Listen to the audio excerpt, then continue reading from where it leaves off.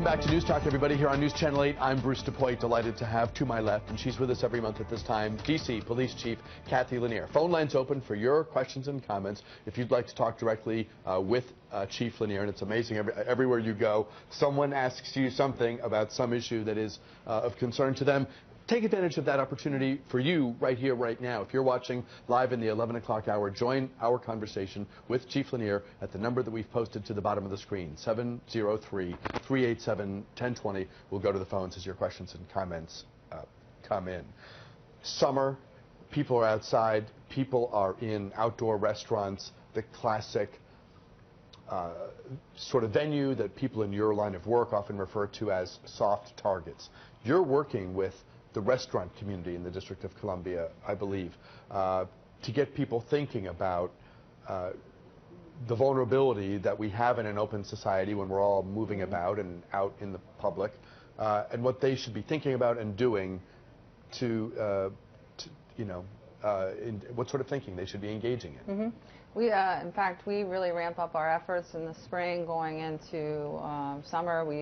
I believe we had about 25 different trainings out in the community with hotel associations, restaurant associations, downtown BIDs or business improvement districts. It really is, just a reminder for people to, stay on their toes. Most of the businesses have thoughtful security and thoughtful training for their employees, but it's a way for us to just reinforce those things as we start to see, downtown Washington's a busy, busy place. If you looked at all just this past weekend, the Cherry Blossom Parade, the Emancipation Day Parade, we had a concert on Freedom Plaza, we had fireworks going in the evening. There was about 30 different events going on, and it's going to be like that all summer. Mm-hmm. So we want everybody to be plugged in and stay on their toes. Paris is a huge cosmopolitan city, an international capital, a place where so many people live. Somebody said, there's a reason we pay high rents to live in tiny little apartments, and it's called Paris. And the same thing can be said about Brussels. I believe this is the 3rd or 4th anniversary of the Boston bombing. New York, Washington, I should say, a large cosmopolitan city with so many people living here, visiting here, traveling, etc. We hope for the best at all times, but have to be aware that these bad people want to make a splash in an area where it gets the most notice, and that's the capital. That's the cosmopolitan areas. Yeah, I mean, and that's the tactic today. That's the threat today. The threat tomorrow could be very, very different. And in law enforcement, we had to change our mindset and the way we think about these things. After 2001, mm-hmm. We really should have changed our mindset after Oklahoma City. So what I try and relate from the police department's perspective is everything is important, and just because we follow very, very closely and adapt and adjust our training and our tactics based on what we see happening around the world, you never want to focus on the last attack and miss what could potentially be the next. So it's just a change in mindset for us. We are in the nation's capital, and we always feel that we have to be 100% vigilant on our toes and not focus too much on any one target, because we are the nation's capital. We, as a city, we consider ourselves should be at a higher level of security than anybody else.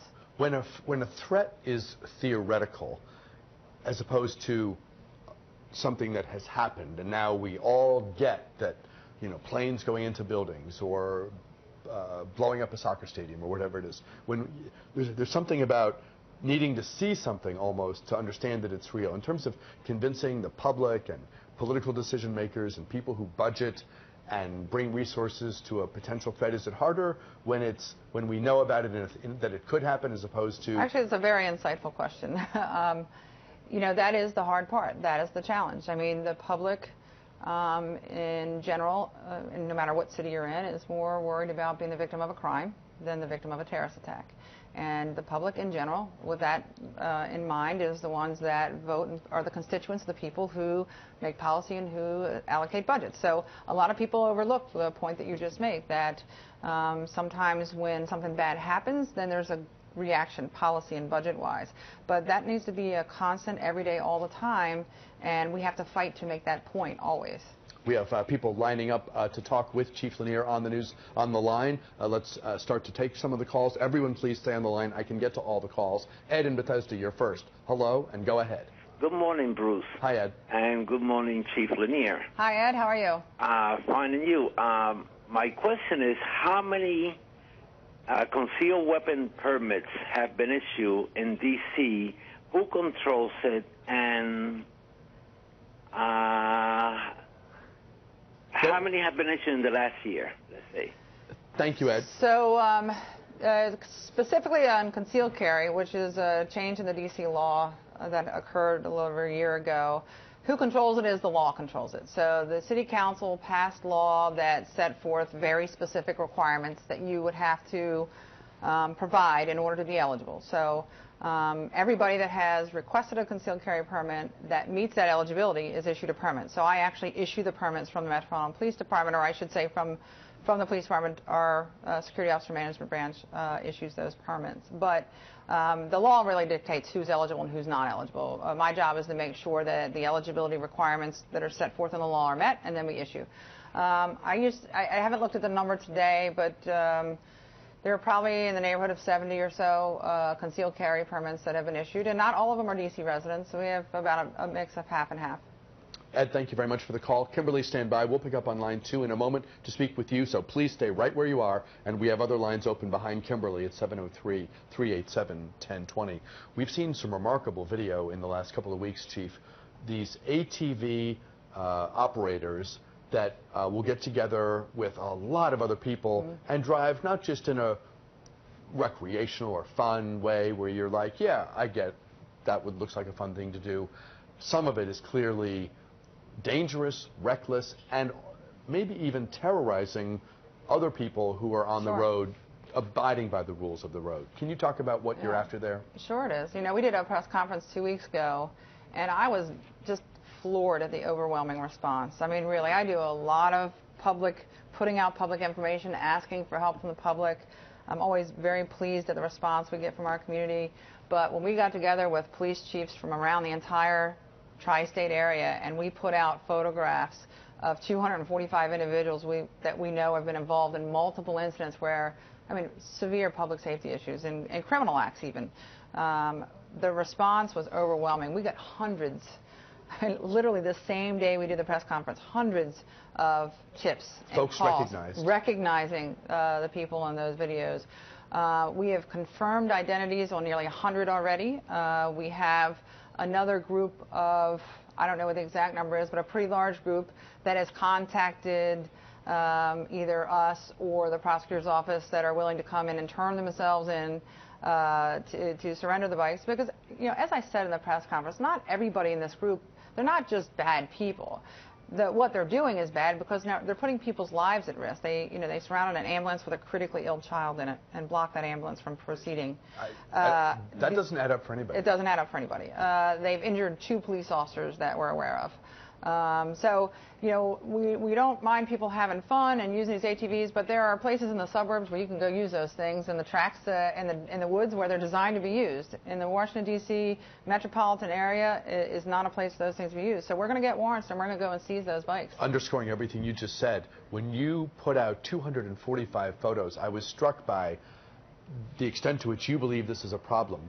The person power, the manpower needed to identify these people, photograph them, compile all that. Can you imagine what it's like to be us police chiefs for the last year when people are calling every day and say, why aren't you doing anything? You're doing nothing. And it's very frustrating because we can't, a lot of times we're doing covert operations and we can't talk to the public about what we're doing. So we've been taking a beating for a year. And who messes with an ambulance? And we've been trying to wrap this thing up as fast as we can. But now we have them, and we're going to go get them. To the phones, line 2. Kimberly, thanks for your patience. You're on now with Chief Lanier. Go ahead, please. Hi. Good morning. Good morning. Good morning, Kimberly. Good morning to the both of you. Thank you. You too. I have a question for you, Captain Lanier. How you doing?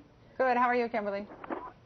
I'm doing fine. The question that I have, I want to know when you gonna go to all the high schools and ask them about, well, not ask them, make a suggestion about the metro. There's a lot of crime happening on the metro, and most of coming from the teens. They're getting their hands on the guns. and I think you should go to all the high schools to talk to all the high schoolers, and because I think they're asking for help. They're crying for help. They always say this is our lost generation, and that lost. We just need to be there for them and guide them into the light.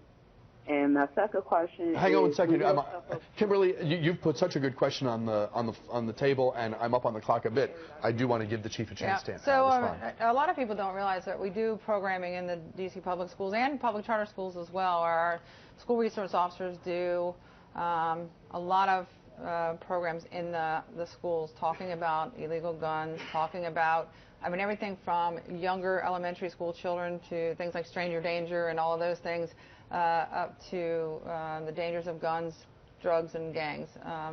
And DCPS is very, very good. Chancellor Henderson's fantastic. In fact, we're doing a meeting today with DCPS about going into our summer programming. So it is an ongoing effort throughout the summer. MPD, along with other partners, are going to do a lot of programming with teenagers. We really need parental involvement. I mean, we talk about a lost generation. Where are the parents? You know, we need parental involvement here, and the government can't raise everyone's children. And we do everything we can to provide support for the kids that are at risk, but we need parental involvement, and that's what it's going to take to stop some of this. Chief Lanier, stand by if you would for just a moment, please. Kimberly, thank you for the call. We are up on the clock. A break here. When we come back, though, more of our conversation with our final segment with D.C. Police Chief Kathy Lanier, and as many more of your calls as we can fit in.